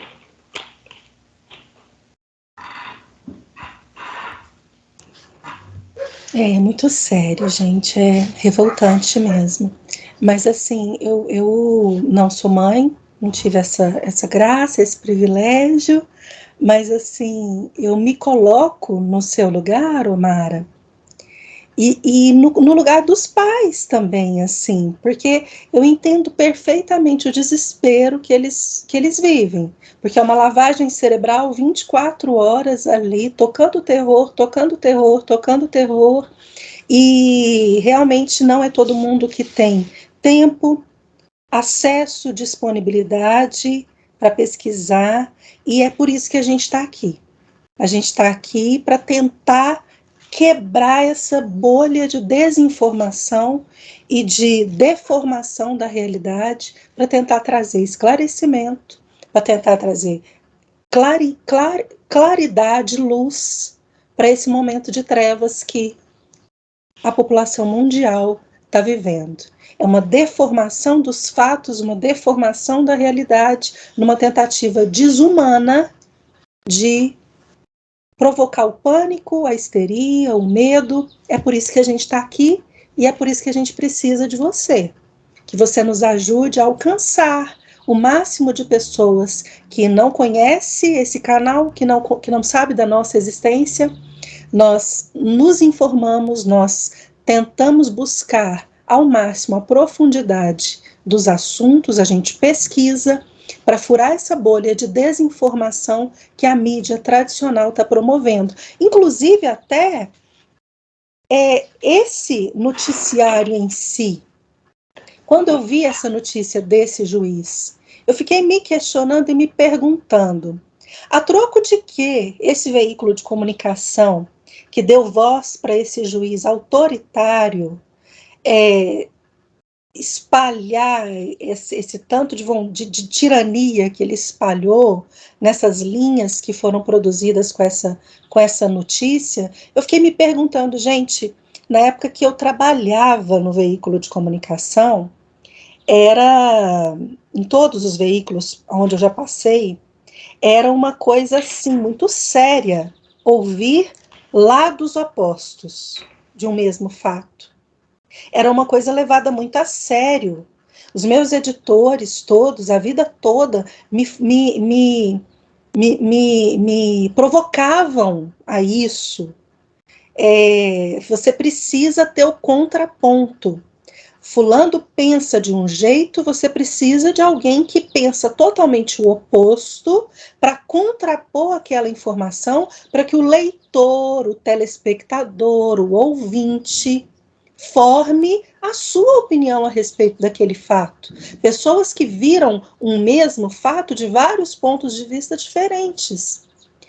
As matérias hoje, como essas desse juiz, o tempo todo traz apenas aquela narrativa oficial de que só a vacina vai causar aí o fim dessa palhaçada que a gente está vivendo, que a gente está imerso, só a vacina é a solução, nada mais é a solução, uma vacina que não deveria nem se chamar vacina, ela deveria se chamar uma injeção, mas o próprio nome que deram para essa substância veio justamente para tentar nos confundir, porque a gente dá credibilidade.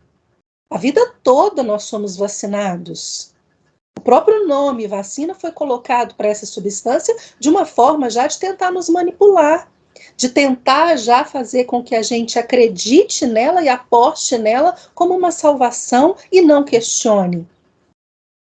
Uma coisa que foi feita em menos de 5 meses, criada, desenvolvida em menos de 5 meses, com tecnologia totalmente nova, que o próprio inventor da tecnologia vem alertando e vem sendo silenciado e calado. O inventor da tecnologia, que tem a patente e que deveria estar querendo que a coisa fosse muito um sucesso estrondoso para ele ficar milionário, não. Ao contrário. Ele diz que não, gente, pelo amor de Deus, não foi inventado para isso. Agora, nesse momento, precisa de mais teste. Então, é assustador o que a gente está vivendo. Uma vontade terrível e chega a ser até assim, demoníaca, de controlar a mente, de controlar vidas que não lhe pertencem. Vidas, todas as vidas importam, concordo plenamente. Todas as vidas importam. As vidas de quem morreu dessa doença infeliz são importantes, mas a vida de quem sobreviveu a ela também são importantes. E a vida de quem não quer se submeter a essa substância que não passou por todas as fases de desenvolvimento e que ainda tem muita coisa para ser esclarecida, também é importante. Omara, você quer acrescentar mais alguma coisa? Não, eu só queria dizer que, assim, muitas pessoas ficam aí falando para mim, nossa, Mara, para de ficar na internet discutindo com as pessoas. Eu só queria dizer que eu não estou ali para brigar com ninguém, sabe? Meu intuito não é esse. Eu não vou desistir de tentar abrir os olhos das pessoas, sabe? Gosto de todo mundo. Não tenho raiva de ninguém porque é petista, porque é esquerdista, porque... Nada disso, gente. Nada disso. O meu intuito é ajudar as pessoas a esclarecer, sabe? Eu não vou desanimar disso, sabe? Então, assim, eu sei que eu ficar discutindo, isso não vai me trazer paz. A gente fica com o coração apertado. Só que é uma coisa, assim, que foge de mim. Eu sim, me sinto na obrigação de querer abrir os olhos das pessoas, sabe? A gente tem aqui a ONG para a gente trabalhar, mas, assim, eu até, às vezes, deixo de fazer alguma coisa para tentar alertar as pessoas, porque eu acho que isso aí é um bem também que eu estou fazendo, sabe? Então, gente, eu peço desculpas às pessoas que eu já conversei, que acharam que eu estava brigando, mas não é isso. O meu desejo é de que todos fiquem bem, de que a gente tenha liberdade, que a gente continue vivendo num país democrático, que a gente continue vivendo nossas vidas com segurança. É só isso que eu queria dizer. Que a gente volte a viver, não só sobreviver. né? A vida tem que ser vivida todos os dias, da hora que a gente levanta até a hora que a gente vai dormir, com toda alegria, com toda liberdade. E o que está acontecendo é que a gente está só sobrevivendo. Mais alguém acrescentar alguma coisa ou a gente pode encerrar por hoje, gente? Nós podemos encerrar, Gi. Então, a gente caminha para o encerramento desse episódio do programa X da Questão, agradecendo de todo o coração a sua audiência. E se você gostou de acompanhar, então você já sabe. Se inscreva no canal, lembre-se de acionar as notificações para ser acionado todas as vezes que um novo conteúdo for disponibilizado. Deixe a sua curtida nesse vídeo de agora, comente, deixe o seu comentário, registre lá os seus pontos de vista. Se algo te despertou aqui hoje, deixe o seu comentário, registre o seu comentário e compartilhe esse vídeo. Compartilhe esse vídeo com seus contatos do WhatsApp, deixa lá compartilhado no seu feed, no Facebook, para que a gente consiga alcançar mais pessoas, despertar mais pessoas e informar mais pessoas que estão desinformadas. Eu despeço do nosso time, direto de Uberaba. Ellen, boa noite para você, boa semana. Boa noite, Gi, boa noite, Vanderlei, boa noite, Omara. Para mim foi um prazer muito grande estar com vocês mais essa semana. Temas aí que realmente, como a Omara falou, mexem com a víscera da gente, né? Mas são temas que são importantes para a gente poder realmente debater, discutir e cada vez mais levar informação, levar os nossos pontos de vista aí para as pessoas. Muito obrigada e tenha uma ótima semana. De Uberlândia, Vanderlei Pelizer, boa noite para você, muito obrigada, boa semana.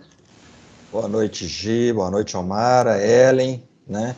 E vamos assim, está começando essa semana, né? Eu espero aí que esse programa, né, sirva de alerta, né? Que as pessoas possam começar a entender um pouco mais do que está acontecendo no dia a dia, principalmente aqui na nossa região, né? Curtam, compartilhem esse vídeo e boa semana para todos. Até mais. Omara, boa noite para você, boa semana. Boa noite, Gi. Boa noite para todos, né? Boa noite para quem está aqui nos assistindo. Boa semana. Peço a Jesus que nos abençoe durante essa semana, nosso trabalho, né? E se Deus quiser, na próxima segunda-feira a gente está aqui firme e forte. Um abraço. Amém, se Deus quiser.